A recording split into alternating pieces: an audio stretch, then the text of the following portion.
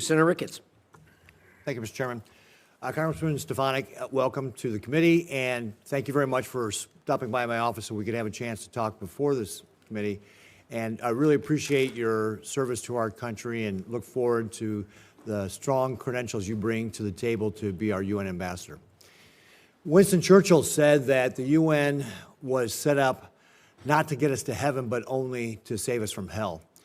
And we've talked about the corruption that's going on there, the mismanagement, the rot, and so forth.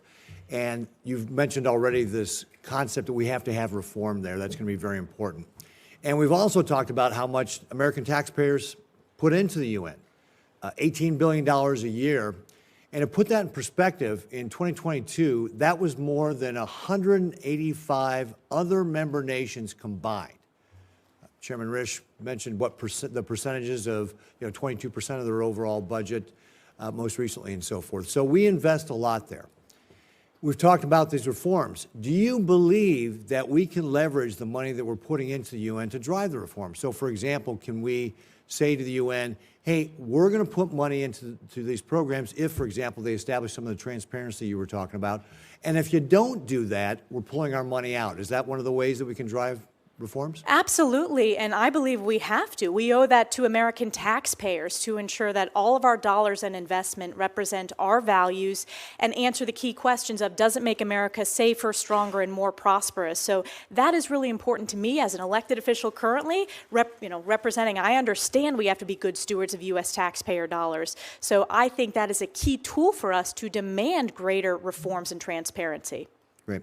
One of the other things that we've also talked about as well is how Communist China has used the UN to push its interests, and the chairman laid out some of the problems with what Communist China is doing.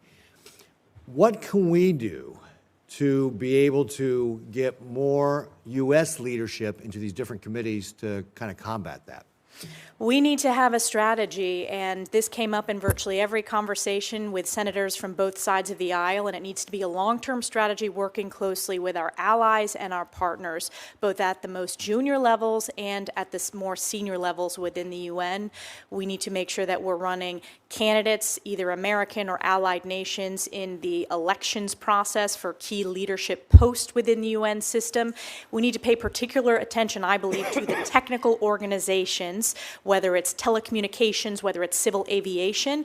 And another way is we need to ensure Taiwan has maximum meaningful participation in international organizations. I also believe it's important to ensure that the language, because we have seen China trying to insert their specific language, which is counter to our values, we need to have very strong Mandarin expertise and really keep a close eye on that as well in all the documents and statements coming out of the UN system writ large. So do you have specific plans to be able to start recruiting more Americans or allied nations people into the UN to be able to do it? And I'm going to kind of add on to that, because if you go back to, I think, between 2009 and 2021, the Communist China has increased its employment of its nationals in the UN by 85%. So it's not just about leadership of different agencies, but it's also about how many people just work there in the UN that, of course, we'd be naive to think that they're not driving Communist China's agenda through the UN, whatever role they have. So can you talk a little about how the strategy for getting more people leadership, but also how do we recruit more Americans or other allied people just to do the work of the regular UN?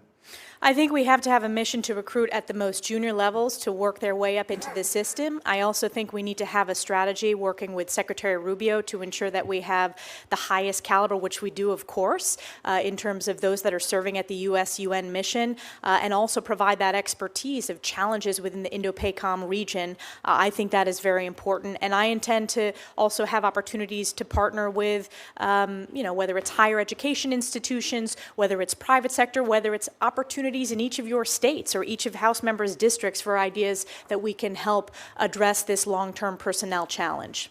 Yeah, I think that's going to be a key thing for us to be able to reach out and find new ways to be able to recruit people in, because if we don't have our people in the UN, we're just leaving it open to Communist China to be able to do what they're doing.